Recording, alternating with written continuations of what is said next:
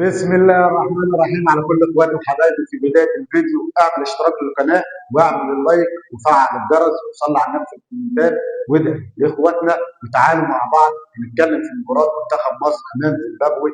منتخب امبارح فاز 2-1. الف مبروك للمنتخب الوطني بطوله كاس افريقيا.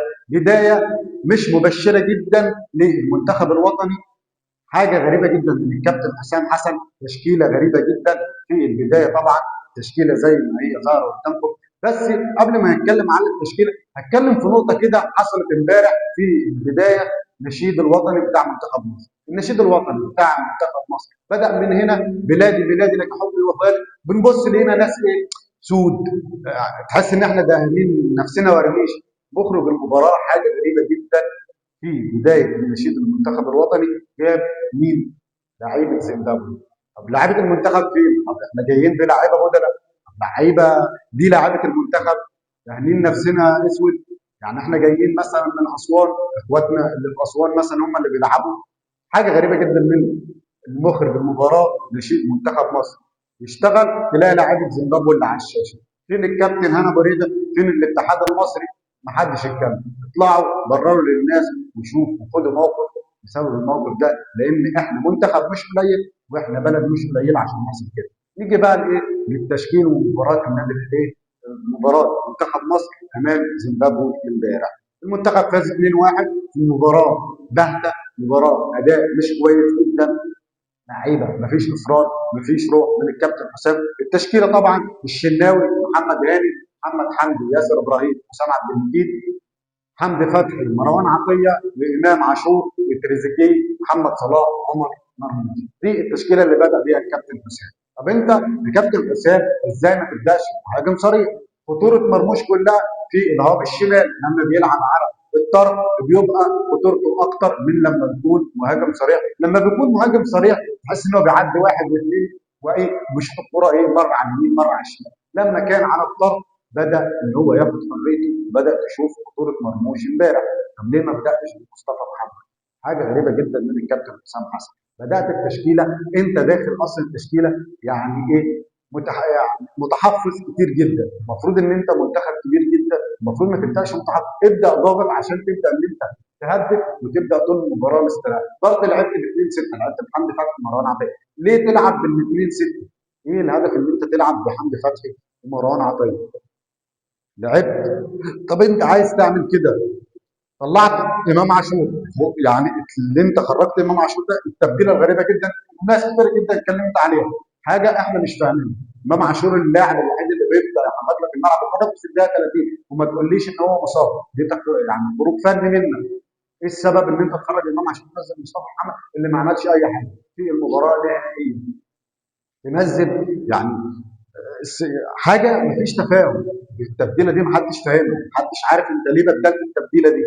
نيجي بس في البدايه: الشناوي، اداء الشناوي امبارح حاجه غريبه جدا. يا كابتن محمد انت ليه عايز تضيع مجهودك؟ ليه عايز تضيع تاريخك من الاداء اللي انت عملته امبارح؟ كوره جات لك لولا ياسر ابراهيم حط رجله فيها دي كانت هتدخل هدف. يعني انت خرجت بالكوره، الكوره طلعت بره. يعني المفروض انت بتصد كده، لا الكوره اتزحلقت راحت الناحيه دي. حاجه غريبه جدا. وكوره ثانيه فضلت ماشيه على الخط من كابتن محمد الشناوي. مش عارف مالك يا شناوي. يعني انت لو شايف نفسك ان انت ما تستحقش المكان ده يا عم ما تلعبش. في ناس تستحق وفي ناس افضل منك ان هي تلعب فيها في وسط منتخب مصر. محمد هاني ما كانش ظاهر اصلا، ما كانش من ناحيته اي عرضيات، ما كانش من ناحيته اي حاجه. اول ربع ساعه اللي كل اللي احنا عملناه، اول ربع ساعه طول الماتش احنا مش عارفين كل واحد تاني. ياسر ابراهيم وحسام عبد المجيد الكيمياء اللي هي مش ماشيه مع بعض من ياسر وحسام. حاجه غريبه جدا من حسام عبد المجيد وياسر ابراهيم. والهدف يجي ناحيه حسام. انت يا حسام عايز تيجي النادي الاهلي؟ لا مستحيل، خليك زي ما انت في الزمالك، ما تجيش النادي الاهلي. تيجي تعمل ايه في النادي الاهلي؟ اخطاء غريبه جدا. نفس الكوره اتكررت كذا مره منك حتى لما كنت مع نادي الزمالك. كذا كوره برضه حصلت، كذا هدف يجي بنفس الطريقه اللي انت عملتها امبارح مع منتخب مصر. اداء بارد جدا من حسام عبد المجيد. محمد حمدي هجوميا كان حلو، يعني انت كنت هجوميا حلو، بس دفاعيا كان الدنيا مفتوحه جدا منك ومن حسام عبد المجيد. هجوميا عملت كام كروس، عملت كام عرضيه، وعملت عرضيه لاحمد سيد كان حاجه روعه من مروان عطيه وحمدي فتحي. مروان انت كنت امبارح متنشن، كنت بتتخانق في اللعيبه. يعني انت كنت عايز تطرد، حاسك في المباراه انت عايز تطرد. كنتش بتلعب، ما كنتش يعني لا انت كنت بتضرب في اللعيبه. حمدي فتحي نفسي اعرف يا كابتن حسام ان في ناس تستحق ان هي تبقى مكان حمدي فتحي. انت بتتفرج على حمدي فتحي بناء على ايه؟ يعني انت بتشوفه الوطن اصلا، بتشوفه في النادي، ولا هو عشان بيلعب بره من الدوري المصري فنعم يجيبه؟ حمدي فتحي امبارح ما كانش ظهر اداء جيد جدا من حمدي فتحي. امام عاشور لحد الدقيقه 30 عمل اداء امبارح ولا اروع، راح للكره كذا مره، ضيع كذا فرصه، كان بيمرر تمريرات لصلاح ومرموش وتريزيجيه، عمل اداء كويس في يعني 30 دقيقه. ايه سبب خروجه؟ حاجه غريبه جدا. انت شفت إيه؟ احنا مش شايفينه وتنزل مصطفى محمد مكان، حاجه غريبه. تريزيجيه يعني مش تريزيجيه اللي احنا متعودين عليه ان هو يلعب اللعبه بتاعته ارضه والكلام ده كله. ما كانش فيه روح برضه منك كتير جدا بقى، كنت بتلعب وتضغط، بس ما كانش الروح اللي احنا متعودين. محمد صلاح انت لعبت اول ربع ساعه، اول ربع ساعه عملت عرضيه لتريزيجيه، عملت عرضيه لمرموش، وصلت مش عارف امام عاشور، بس بعد كده حسيت ان انت ايه، ريحت جدا، ما كنتش موجود لحد في الاخر ما جبت الهدف. عمر مرموش انت كنت تايه اصلا، لان انت اصلا بتلعب في حته مش في مكانك. وقلنا قبل كده خطوره عمر مرموش في الهاب الشمال، يلعب هاب هتلاقي خطوره عمر مرموش، لان ده مكانه الاساسي، مش مكانه انه يلعب مهاجم صريح. امال انت واخد مصطفى محمد ليه؟ واخد اسامه فيصل ليه؟ ما واخد مهاجم صريح معاك ليه؟ لما تلعب عمر مرموش، عمر مرموش بتطلع ليه؟ ليه نلعب يعني بالنجوم كلها؟ ليه نلعب بمرموش وتريزيجيه؟ طب ما انا ممكن اريح حد فيهم والعب بمرموش هاف يمين او هاف شمال، وانزل مصطفى محمد مهاجم صريح، واخلي تريزيجيه بره، او العكس العب بتريزيجيه واخلي مرموش. ليه نعمل تنشنه وحاجه غريبه جدا في المباراه.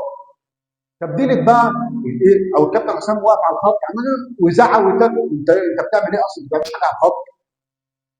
اداء باد جدا وتشكيله باهته جدا منك، تشكيله تحفظ بطريقه رهيبه. في ناس تستحق ان هي تكون في المباراه امبارح، تكون في الملعب امبارح، انت ما نزلتهاش. ده دي لو بدايه منتخب مصر احنا كده مش هنوصل. اه احنا فزنا امبارح، بس كده مش، احنا عندنا مباراه مع جنوب افريقيا يوم الجمعه، مباراه مش سهله، فريق لسه فايز وانت برضه فايز. اللي هيفوز المباراه دي يعتبر ان هو خلاص عدى المجموعات ويبدا انه يصعد الدور اللي بعديه. انت كنت فين؟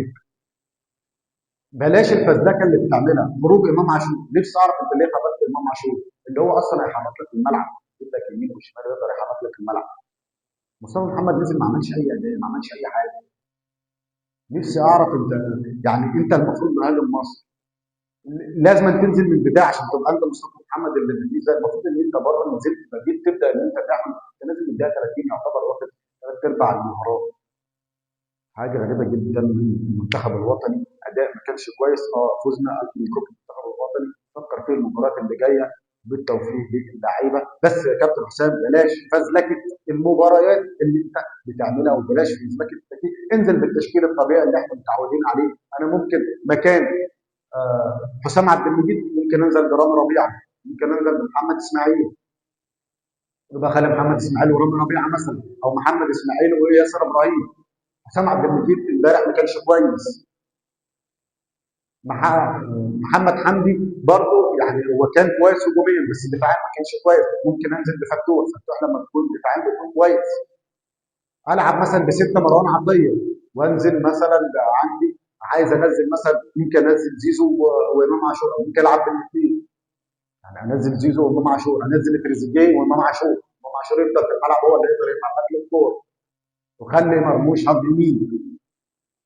ليه ابدا بحمدي فتحي وابدا بمروان عطيه واروح اخرج امام عاشور اللي هو بيحرك لي الملعب؟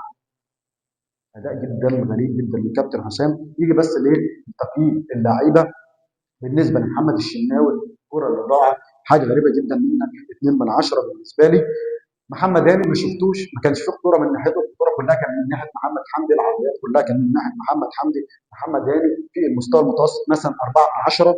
ياسر ابراهيم كان افضل من حسام عبد المجيد امبارح، يعني ما كانش، مش حسام، لا كان افضل من حسام 4 من 10. حسام عبد المجيد بالنسبه لي الكوره الهدف اللي جت وبسببك، انا مش عارف انت كذا مره تتعامل فيك نفس المشكله دي وانت عايز تيجي الاهلي. بالنسبه لي صفر.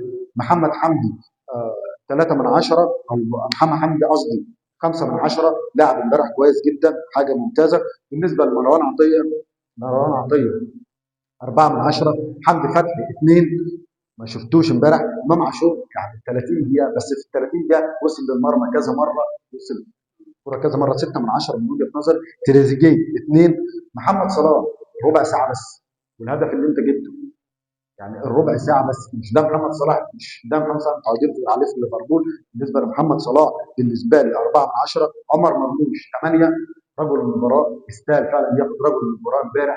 بعد لما راح مكانه في الهاف الشمال بدا يتحرك وبدا يبقى فيه خطوره. افضل مكان في العمر له فيه المهاجم الصريح. نيجي بقى البدلاء. مصطفى محمد ما عملش حاجه واحد. احمد سيد زيزو برضه ما عملش حاجه واحد. احمد فتوح واحد. ابراهيم عادل بالنسبه لي برضه كل التبديلات ما نزلتش عملت حاجه واحد. ابراهيم عادل برضه قصه ابراهيم عادل يعني اتحفظت منك ان انت تعمل زي تريزيجيه، ان انت يعني تاخد الكره وفي العمق تعمل خطوط.